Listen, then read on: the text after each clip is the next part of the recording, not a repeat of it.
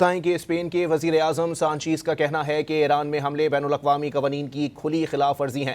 کابینہ اجلاس سے خطاب کرتے ہوئے انہوں نے کہا کہ فوری طور پر حملے روکے جائیں۔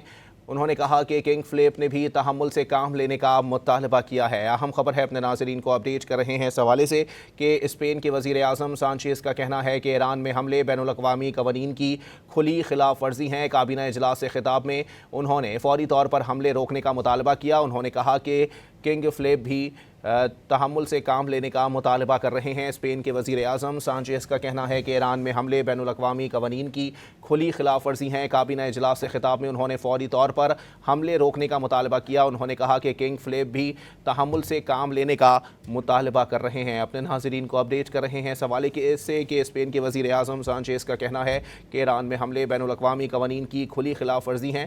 کابینہ اجلاس سے خطاب میں انہوں نے فوری طور پر حملے روکنے کا مطالبہ کیا ہے۔ انہوں نے کہا کہ کنگ فلیپ بھی تحمل سے کام لینے کا مطالبہ کر رہے ہیں۔ ایران کے سرکاری میڈیا پریس ٹی وی کے مطابق پاسداران انقلاب نے کہا ہے کہ اس کے میزائل حملوں کے بعد امریکی بحری بیڑا ابراہم لنکن اپنے مشن کے علاقے سے فرار ہو گیا ہے۔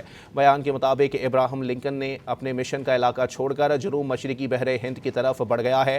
اس سے قبل پاسداران انقلاب نے ابراہم لنکن پر 4 میزائل داغنے کا اعلان کیا تھا۔ اپنے ناظرین کو اپڈیٹ کر رہے ہیں کہ ایران کے سرکاری میڈیا پریس ٹی وی کے مطابق پاسداران انقلاب نے کہا ہے کہ اس کے میزائل حملوں کے بعد امریکی بحری بیڑا ابراہم لنکن اپنے مشن کے علاقے سے فرار ہو گیا ہے۔ بیان کے مطابق ابراہم لنکن اپنے مشن کا علاقہ چھوڑ کر جنوب مشرقی بحر ہند کی طرف بڑھ گیا۔ اس سے پہلے پاسداران انقلاب نے ابراہم لنکن پر 4 میزائل داغنے کا اعلان کیا تھا۔ اہم خبر ہے، اپنے ناظرین کو آگاہ کر رہے ہیں کہ ایران کے سرکاری میڈیا پریس ٹی وی کے مطابق پاسداران انقلاب نے کہا ہے کہ اس کے میزائل حملوں کے بعد امریکی بحری بیڑا ابراہم لنکن اپنے مشن کے علاقے سے فرار ہو گیا ہے۔ بیان کے مطابق ابراہم لنکن اپنے مشن کا علاقہ چھوڑ کر جنوب مشرقی بحر ہند کی طرف بڑھ گیا۔